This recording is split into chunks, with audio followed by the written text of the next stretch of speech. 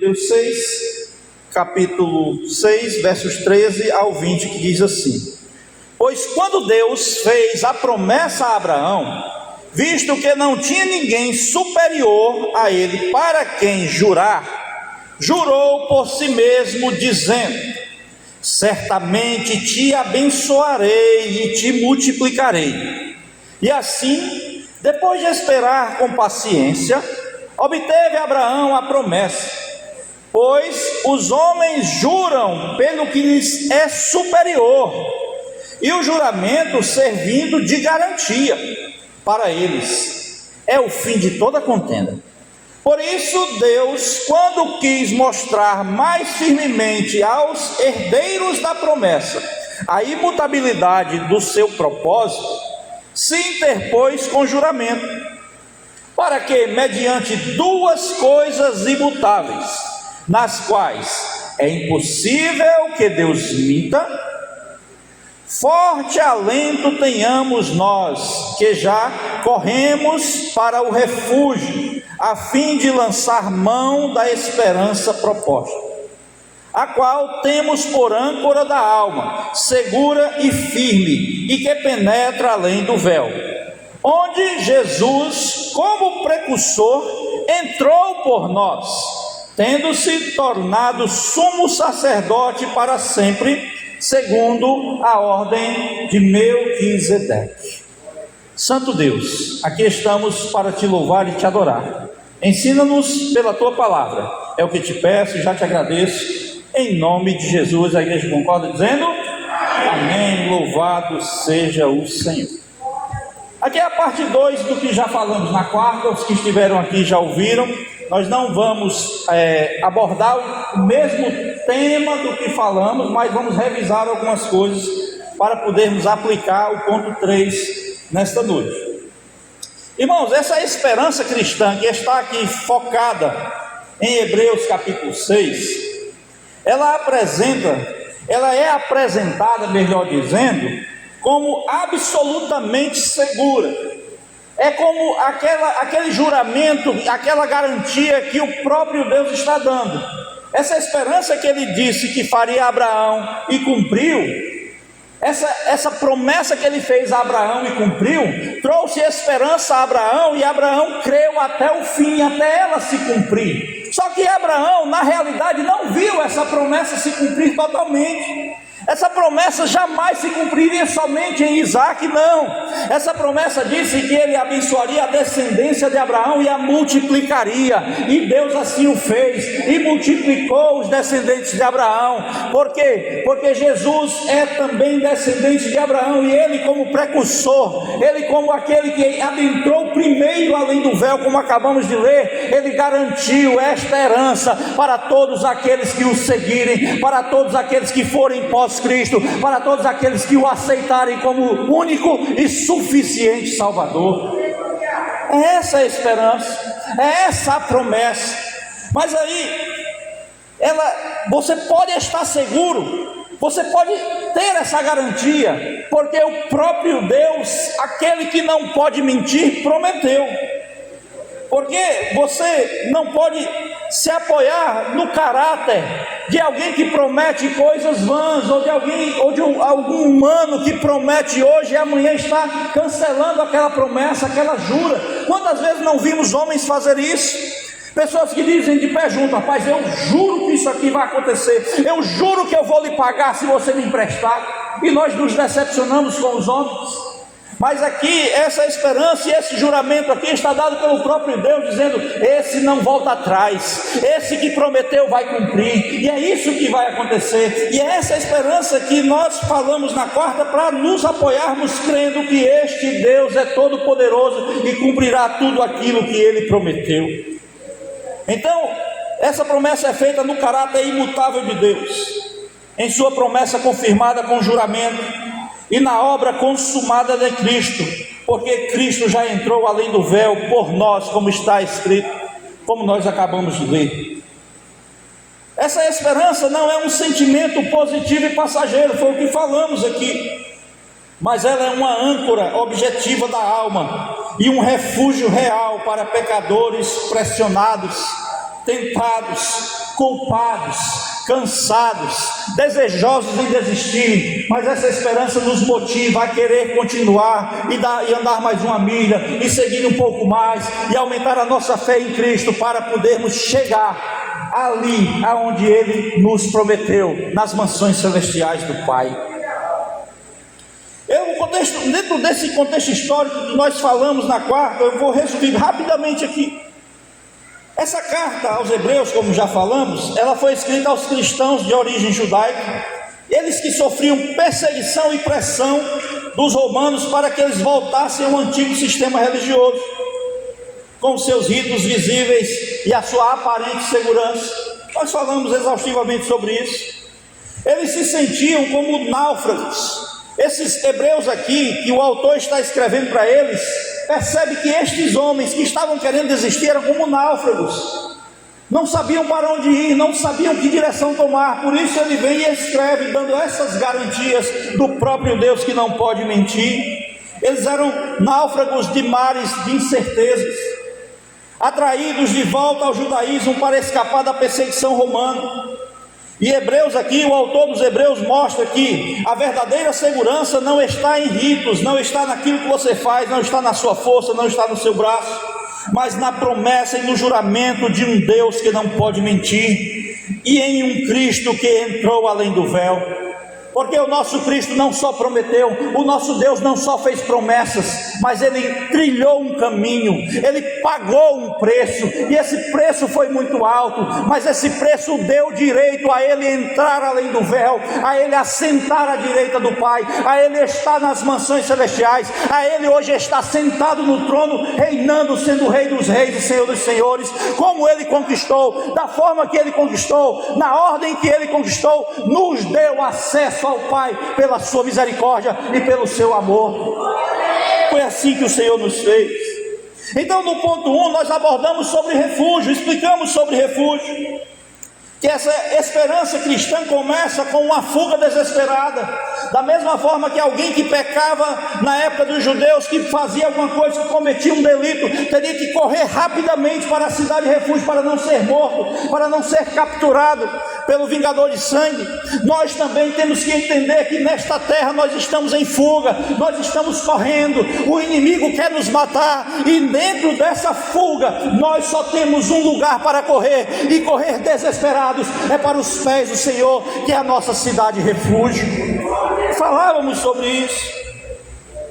Então, essa esperança começa com essa fuga desesperada, e o texto está dizendo isso: nós que já corremos para o refúgio, está no verso 18 do capítulo 6, a fim de lançarmos mão da esperança proposta, a fim de adquirirmos aquele perdão, a fim de chegar na cidade de refúgio, ser perdoado pelo sumo sacerdote, e estar seguro debaixo das asas do sumo sacerdote.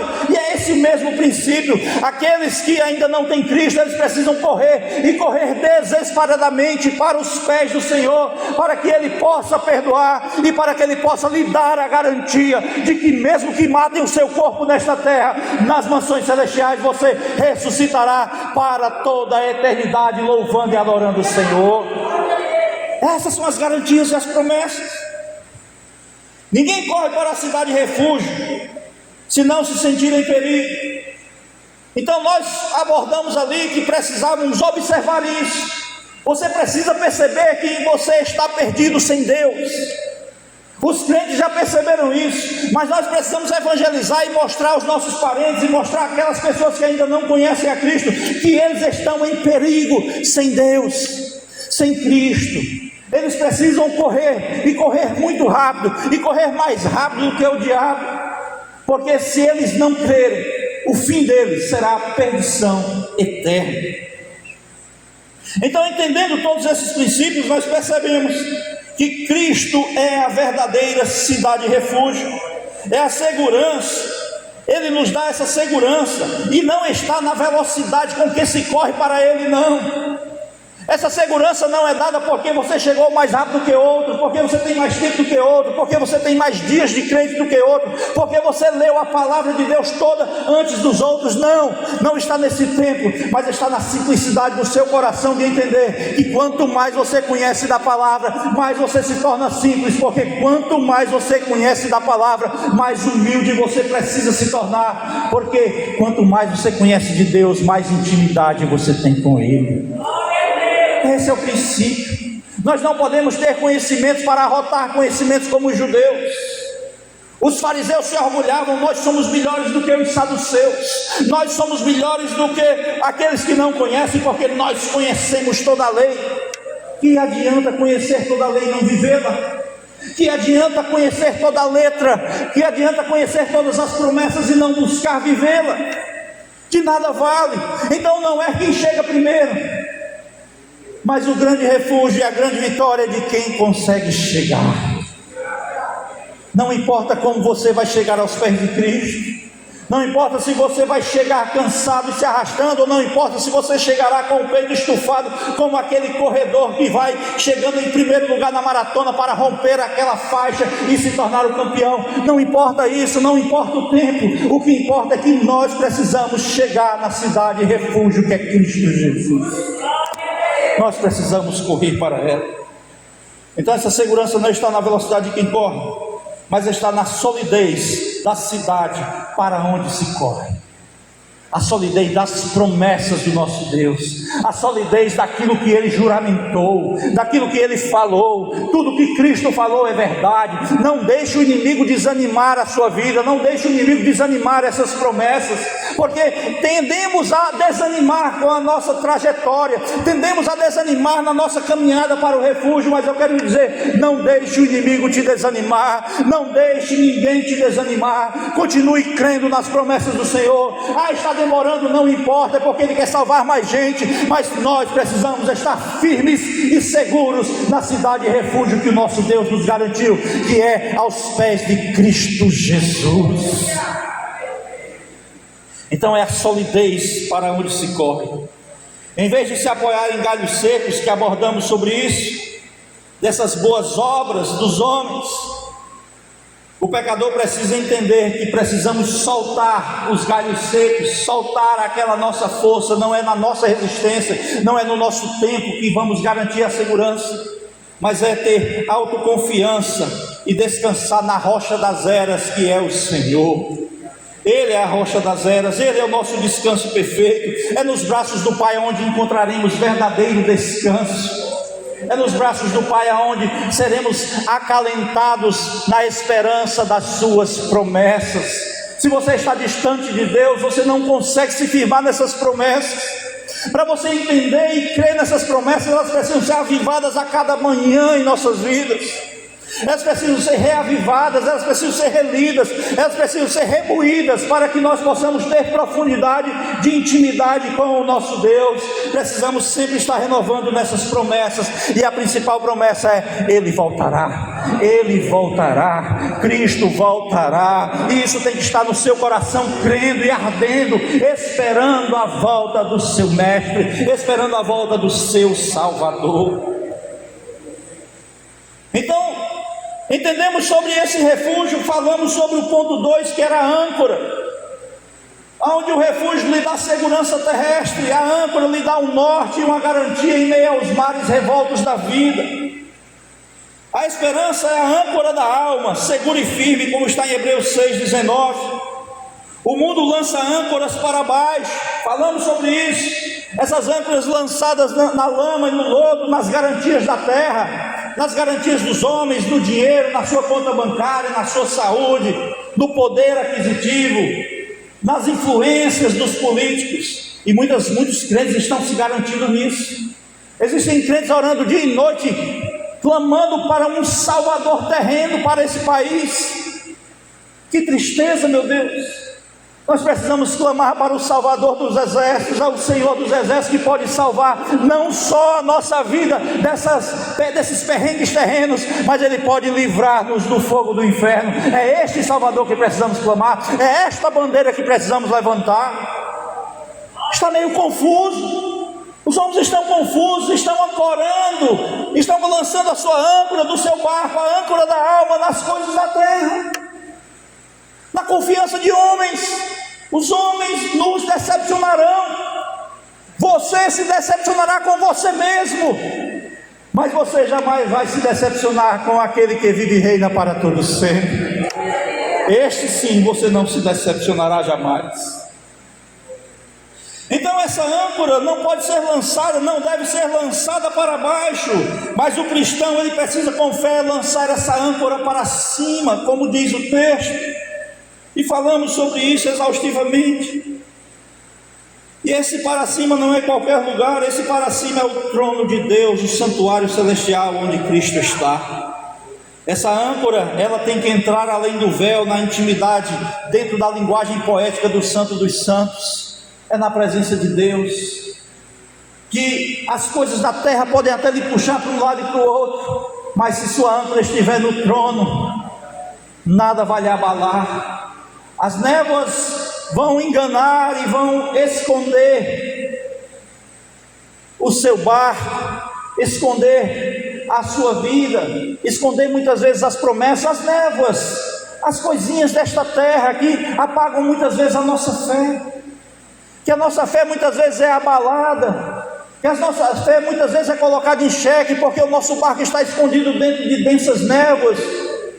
Mas eu quero lhe dizer que se a nossa âncora estiver lá no trono, se a nossa âncora estiver dentro das promessas de Deus, pode balançar este barco, pode as névoas esconder, pode ninguém conseguir lhe ver, mas você está seguro nas promessas do Senhor.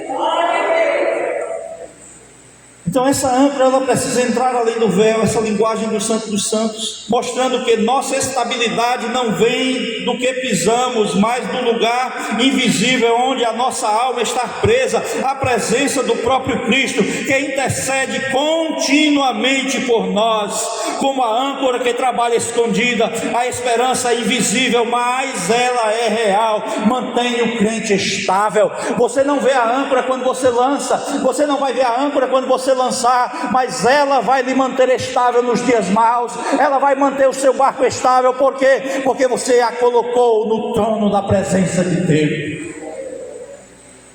Ela trabalha escondida, você não vê, mas você entende que é estável, mesmo em meio às enfermidades, mesmo em meio às crises, mesmo em meio às acusações dos nossos vacilos e dos nossos deslizes. Se ela estiver lá, com certeza estaremos seguros. Já que vimos e abordamos aquilo que falamos na quarta-feira, bem rapidamente, agora vamos para o ponto 3. Se já vimos que a esperança cristã é refúgio para onde corremos e âncora que nos mantém firmes, então essa esperança pode não ser neutra em nossa vida. A nossa esperança não pode ser neutra, a nossa esperança não pode ser de palavras somente, a nossa esperança não pode ser só de um cunho de expressões. A nossa esperança precisa ser vivenciada em nossas vidas. Esse é o ponto 3 que queremos abordar. Nós mostramos a teoria na quarta-feira, fizemos algumas aplicações, mas hoje nós precisamos entender que se eu digo que tenho essa esperança, e se eu digo que a minha âncora está no trono de Deus, eu preciso vivenciar essas virtudes. E é onde nós vamos nos deter nesta noite. Essa esperança não pode ser neutra, ou ela transforma você, ou ela é apenas uma ilusão religiosa. Aqui é onde você vai entender quem você é no reino, o que você está fazendo no reino. Você é apenas um mero religioso que vem dentro dos seus ritos, ou você é aquele que entende que o crente precisa ser espiritual e discernir as coisas espirituais? Ou você é aquele que entende, rapaz, a minha igreja está esvaziando, o que está acontecendo? O erro é meu, eu estou orando menos pelo meu pastor, eu estou orando menos pela salvação na minha congregação, eu estou fazendo menos para o meu Deus, a culpa é minha. Quando você tem aquela esperança de entender que você colocou a sua âncora no trono de Deus, você precisa viver essas realidades espirituais. É impossível nós dizermos apenas que cremos, porque se nós apenas disser que cremos, é como aqueles que a gente sabe que não vivem uma vida piedosa, e você evangeliza e eles dizem assim: eu já tenho Deus, eu já sou cheio de Deus, eu já vou à minha congregação, eu já vou ao meu templo, e já pago a minha penitência lá, por ser uma vez por semana, e eu estou ganhando galardões no céu. Falsa religiosidade. Essa esperança não é viva. Essa esperança está mostrando que a âncora não foi lançada no trono, mas essa âncora está firmada, buscando alguma congregação, buscando algum título, ou buscando alguma religião na terra. Nós não fomos chamados para isso, e o autor de Hebreus está nos orientando a lançar essa âncora para cima, para perto da presença de Deus. Então não podemos deixar ela transformar a nossa vida em ilusões religiosas. Em outras palavras, se a minha esperança me deixa confortável com os meus pecados, se a minha esperança me deixa confortável com o meu eu, é do jeito que eu quero, não importa, não, se estão me cobrando isso aí, não é desse jeito que estão dizendo aí, não, é do meu jeito. A oração tem que ser do meu jeito, as mensagens têm que ser naquele estilo, os louvores têm que ser aqueles que eu gosto. E aí eu estou falando de coisas espirituais básicas, mas tem muitos crentes que vivem o eu, o seu imaginário em todas as áreas. Tem que ser desse jeito, Deus tem que me responder desta forma, cheio de autoridade e presunção. Se você está achando que essa esperança vai te deixar confortável com o pecado, ela com certeza não veio do céu. E se ela não veio do céu, significa dizer que a sua âncora não está lá, a sua âncora não está no trono, o seu barco ainda pode naufragar, o seu barco não tem garantias de que estará seguro. Não é na sua presunção, não é no seu tempo, mas é na quantidade de humilhação que você entende que todos os dias tem que clamar misericórdia ao Deus que tudo pode perdoar. Se ela não veio do céu, irmãos, ela veio do meu coração enganoso. Mas se essa esperança me empurra para mais santidade, se essa esperança me empurra para mais arrependimento, se essa esperança me empurra para mais obediência a Deus, então é sinal de que a minha âncora está mesmo presa em Cristo Jesus. Tem crentes que não aceitam ser humilhados hoje, tem crentes que não aceitam uma palavra dura, principalmente no trânsito. Os nossos testemunhos estão terríveis. Deus nos coloca pequenas provas, pequenas pedrinhas, e tropeçamos, perdemos as estribeiras. Porque os crentes hoje perdem as estribeiras com tanta facilidade? Dá uma topada e as palavras são gigantes na sua boca. Porque essas coisas estão acontecendo em nós, porque a nossa âncora não está no céu. Nós estamos dedicando pouco à santificação, à santidade. Então o que é que eu quero explicar com isso? E vamos já entrar no texto auxiliar, para nós podermos abordar esse tema, esse ponto 3. O que eu quero dizer com isso, irmãos, é que se essas pequenas coisas nos derrubam, é porque nós estamos nos consagrando muito pouco ao Senhor. A nossa esperança não está de acordo com aquilo que nós estamos vivendo. A nossa esperança está sendo simplesmente religiosa. E temos que ter muito cuidado com isso. Precisamos ter muito cuidado com isso. Não podemos ter essa esperança somente religiosa. Hoje, ao entrar nesse ponto 3, a pergunta para a igreja é: o que essa esperança tem produzido em nós? Se ela é um refúgio tão seguro e uma âncora tão firme, como não mexer no nosso caráter? Como não mexer nas nossas escolhas? Como não mexer no nosso relacionamento com o pecado? Se nós dizemos que temos essa esperança, se nós dizemos que e estamos refugiados em Cristo, se nós dizemos que a nossa âncora da alma está lá no trono da graça de Deus, como isso não está mudando o nosso caráter nesta terra? Como isso não está fazendo nós termos mais amor pelos infiéis? Como isso não está fazendo eu ter mais empatia pelo meu irmão que está sofrendo?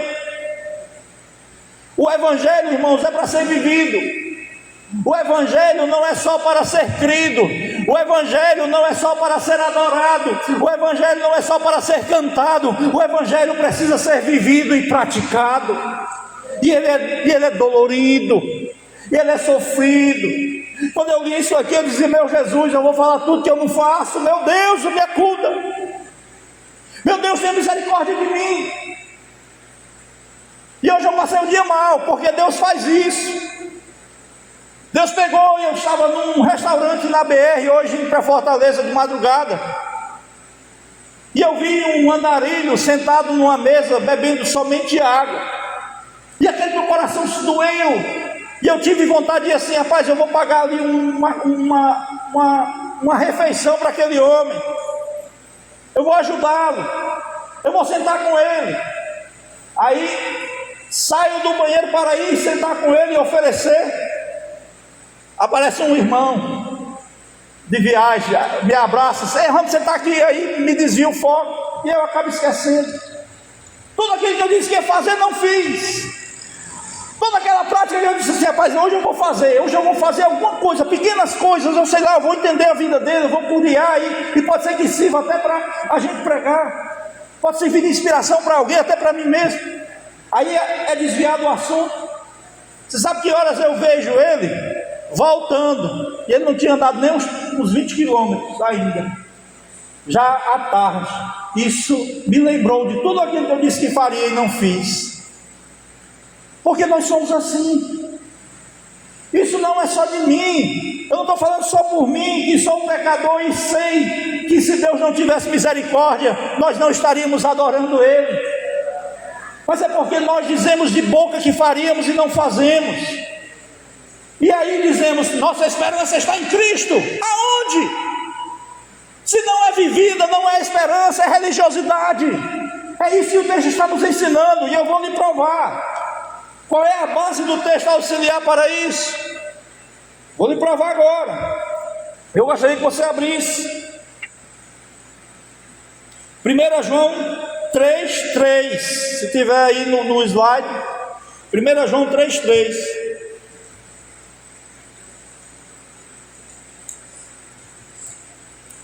O texto, quando ele é somente falado, somente no contexto histórico, somente na teoria, é maravilhoso, mas quando o Evangelho é aplicado, é dolorido. Entenda, é normal. Evangelho aplicado é dolorido.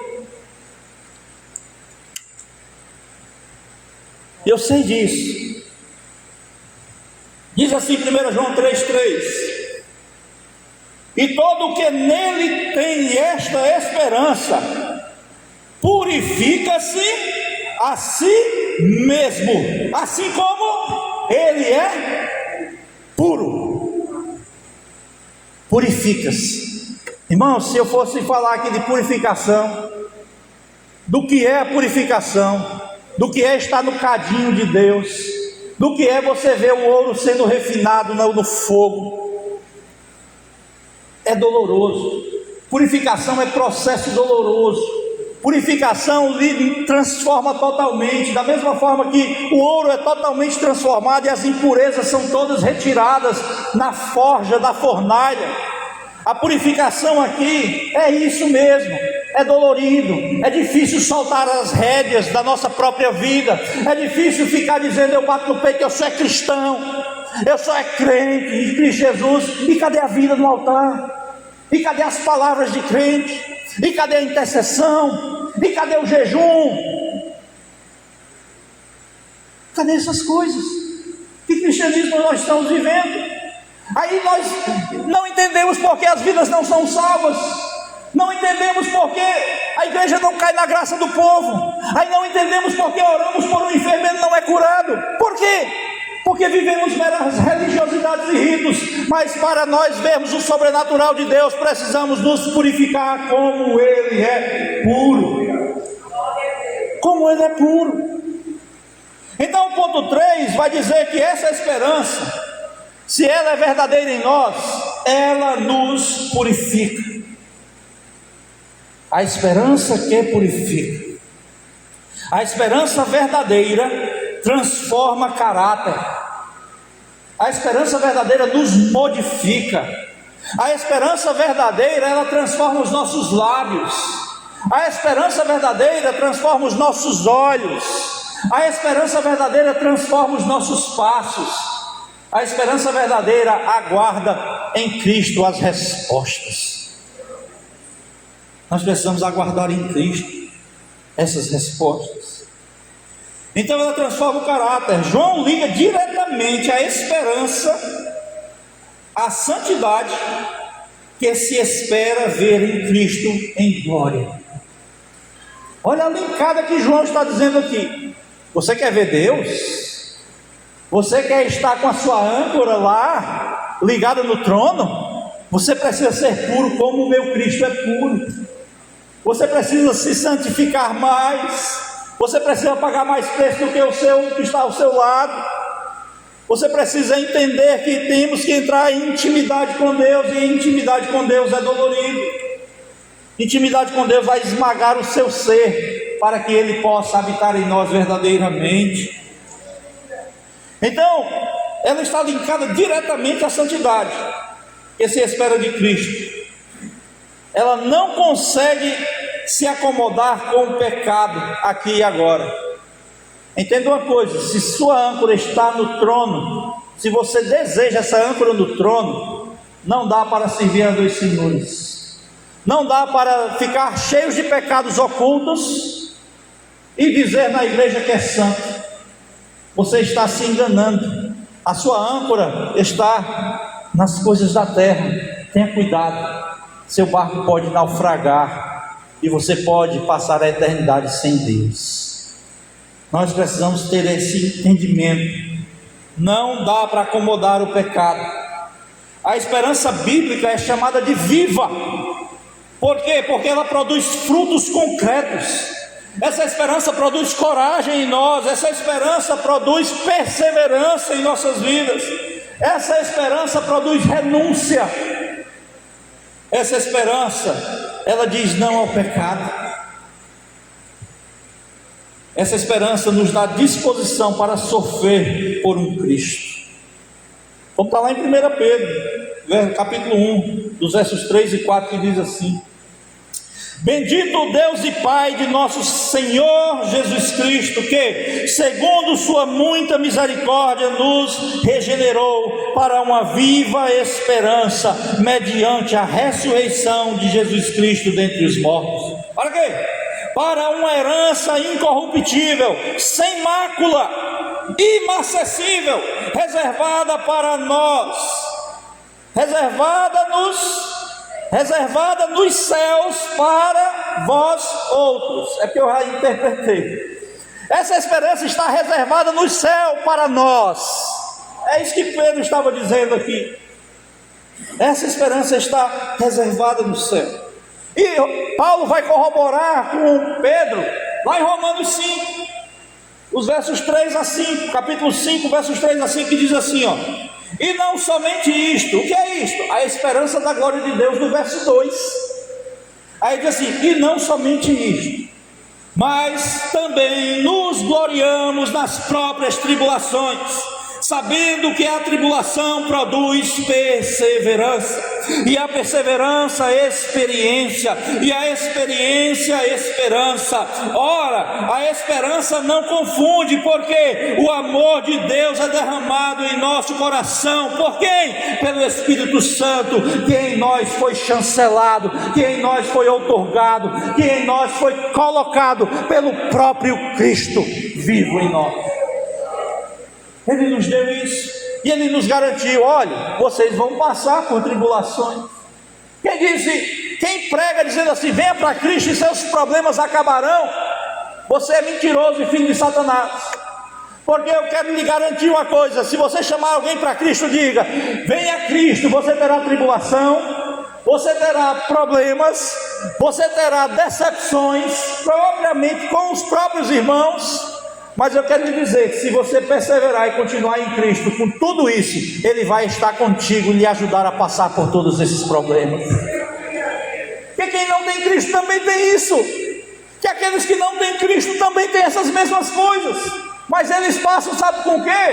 Eles passam esses problemas com ribotril, eles passam esses problemas com falcatruas, eles passam por esses problemas com mentiras, eles passam por esses problemas com enganos. Mas aquele que está em Cristo passa esses problemas com o Rei dos Reis e Senhor dos Senhores, que nos ajuda a andar mais essa vida, que nos ajuda a enfrentar esses problemas. Então creia nisso. Uma esperança que não mexe com a sua vida é auto-engano. Por isso que eu queria aplicar essas coisas. Nós falamos muito bonito daquelas coisas de refúgio, de âncora, é maravilhoso ouvir essas coisas, mas essas coisas não podem ser só ouvidas poeticamente, elas precisam ser vividas e aplicadas na igreja. E a aplicação dessas esperanças, elas são dolorosas, mas se elas entrarem como verdade absoluta na sua vida, elas são dolorosas, mas são transformadoras. Da mesma forma que uma lagarta se contorce toda para virar borboleta, da mesma forma que a borboleta tem dificuldade de sair daquele casulo, e se alguém ajudar manualmente, você aleja aquela borboleta para sempre. Ela precisa movimentar aquele exoesqueleto para sair daquele casulo, se esforçando, porque quando conseguir sair, o exoesqueleto está pronto para voar, e voar quão mais distante possível puder. Então nós precisamos entender que essa esperança é dolorosa, mas entenda uma coisa: Deus vai permitir que esse pequeno momento de dor você passe, para que produza em você crescimento, como Paulo estava escrevendo aos Romanos, e disse que isso passaria, aqui que acabamos de ler, e vai passar. Esse problema que você pode estar vivendo hoje vai passar, se você colocar a sua âncora no trono da graça e aguardar nele a resposta. Essas coisas que você tem colocado nos pés do Senhor, elas vão se realizar. Está demorando demais essas promessas, está demorando demais aquilo que Deus prometeu me dar nesta terra. Eu quero lhe dizer: aguarde um pouco mais, a resposta está vindo. O Senhor está segurando a âncora do seu barco, Ele está no controle. Ele está no controle da sua vida. Então essa esperança, se ela não mexe com a sua vida, é auto-engano. Quem diz assim: minha esperança está no céu, mas vive uma vida de adultério, de mentira, de desonestidade, não tem esperança verdadeira. Eles têm apenas uma ilusão. Você está se enganando. Por isso que todos os dias é dia de arrependimento, é dia de você clamar pela misericórdia do Senhor, é dia de você renovar as suas forças no Senhor, é dia de você se assumir: Senhor, do jeito que está indo aqui está errado, eu preciso de mais comunhão contigo, eu preciso firmar a minha âncora no trono, eu preciso deixar o Senhor controlar o meu barco, eu preciso entender que é o Senhor quem segura, que é o Senhor quem me faz perseverar, que é o Senhor quem pode me dar a minha saúde financeira, que é o Senhor quem pode me dar a minha saúde física, que é o Senhor quem pode salvar os meus familiares, que é o Senhor quem pode transformar a minha vida. Nós precisamos colocar a nossa esperança em Deus, para que Ele verdadeiramente nos transforme completa e poderosamente, porque Ele é aquele que pode transformar a nossa vida. A verdadeira esperança faz o crente odiar aquilo que entristece a Deus. Se você ama coisas que você sabe que Deus se entristece, você precisa deixar. É difícil, irmão, é difícil demais deixar. Eu estou assistindo aquela série é maravilhosa, ela me inspira ao pecado. Se você entende que aquilo entristece a Deus, você precisa deixar. Eu falei da sétima arte, mas pode ser qualquer outra área da sua vida. Nós precisamos entender que aquilo que entristece a Deus nos afasta dele. Se nós praticamos aquilo que entristece a Deus, nós nos afastamos do Rei. Nós podemos nos tornar como aquele filho pródigo que saiu com a herança para gastar dissolutamente. Aí, para voltar é mais difícil. Então, enquanto você está na casa do Pai, vigie, abra mão dessas coisas, coloque essa âncora no trono da graça, para você desfrutar de coisas boas com o Senhor. Então, se essa verdadeira esperança faz o crente odiar aquilo que entristece a Deus, com quem estará eternamente? Quanto mais contempla o destino em Cristo. Se você não deseja ser purificado hoje, se você não deseja ser purificado hoje, como pode você estar em Cristo? Como pode você dizer que deseja Cristo? Como Paulo escreve aos Colossenses, capítulo 3, dos versos 1 ao 5, diz assim, ó: buscai as coisas do alto, buscai a presença de Deus, buscai as coisas de Cristo. Como é que você está dizendo isso? Que deseja Cristo, mas não busca Ele? Você está se enganando. Esperança, irmãos, não é ópio. Esperança é combustível para nos levar mais próximos de Deus. O ópio, segundo Karl Marx, ele dizia assim: a religião é o ópio do povo, a fé é o ópio do povo. O ópio é uma droga daquela época, e hoje ainda tem, que entorpece o homem, que deixa a pessoa entorpecida, ela não sente a realidade, ela sai da realidade. E aí Karl Marx dizendo o seguinte: olha, essa fé, essa religião está te entorpecendo. Por isso que a religião é o ópio do povo, está entorpecendo o povo. Temos que acabar com isso. E ele lutou para acabar, aquele comunista Karl Marx lutou para acabar com a religião e perseguiu aqueles que tinham fé. Mas eu quero lhe dizer que a religião não é ópio. O mundo diz que a religião é ópio do povo, um anestésico que faz injustiças e sofrimentos passivamente. Porém, a esperança bíblica do céu é combustível para viver de forma santa e corajosa, suportando sofrimentos por amor de Cristo. Nós suportaremos sofrimentos por amor de Cristo. Prove, irmão, isso. 1 Pedro 4,12 diz assim: amados, não estranheis o fogo ardente que surge no meio de vós, as perseguições, destinado a perversos, como se alguma coisa extraordinária vos estivesse acontecendo. Não tenha medo disso. Não tenha medo dessas perseguições, não tenha medo do homem mau, não tenha medo da cara feia, não tenha medo dessas coisas. Confie no Senhor, persevere no Senhor, e você vai vencer neste mundo de meu Deus. Romanos 8,18 vai dizer o seguinte, no mesmo tema: porque para mim tenho por certo que os sofrimentos do tempo presente não podem ser comparados com a glória a ser revelada nos céus. A ilustração para nós concluirmos para orar é a seguinte: é como se você fosse um pássaro numa gaiola, estivesse ali aprisionado naquele pequeno espaço, mas mesmo aprisionado naquele pequeno espaço das dificuldades desta terra, das alturas, você, quando está em Cristo, você consegue cantar. Por quê?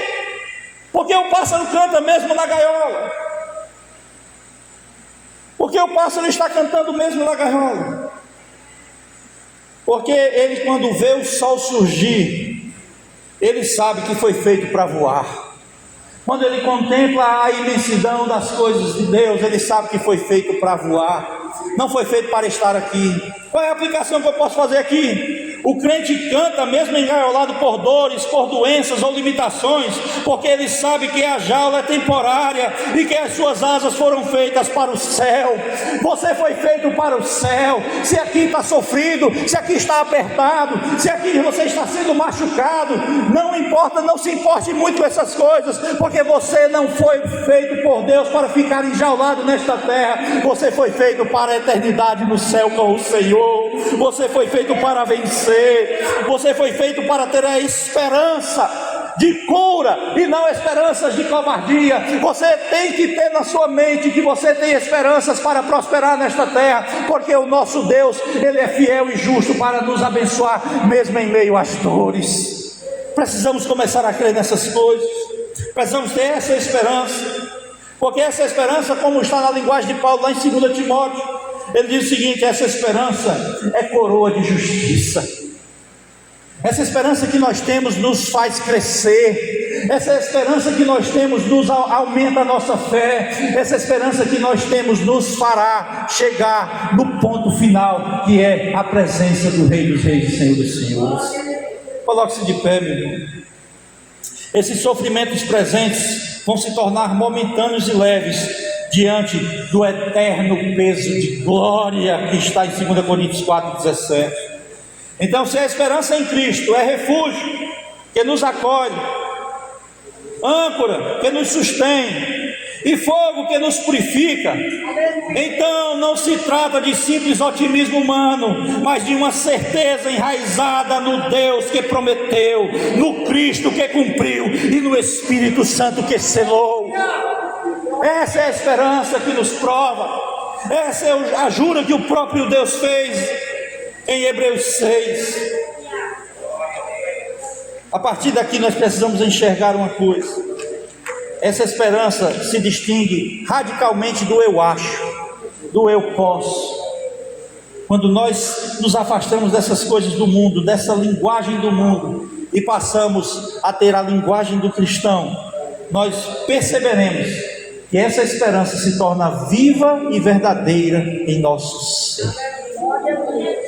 Ela precisa se tornar viva e verdadeira em nós.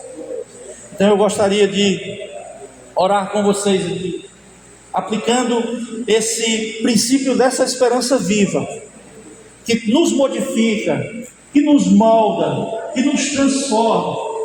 A esperança que aumenta em nós a nossa fé, que produz em nós um coração esperançoso de que Deus transforma vidas, de que Deus ainda salva, de que Deus ainda perdoa, de que Deus não aceita a mera religiosidade, mas Ele quer um coração sincero e purificado para Ele, de que Deus, Ele pode transformar a nossa vida a partir do momento que nós dissermos aos homens: eu não me importo com o que você vai pensar, eu quero é servir ao meu Deus com fidelidade e alegria, eu quero é servir o meu Deus, eu quero é ter paz com o meu Deus.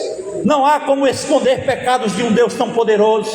Não há como esconder pecados de um Deus que está segurando a âncora do seu barco. Não tem como se esconder do Deus poderoso.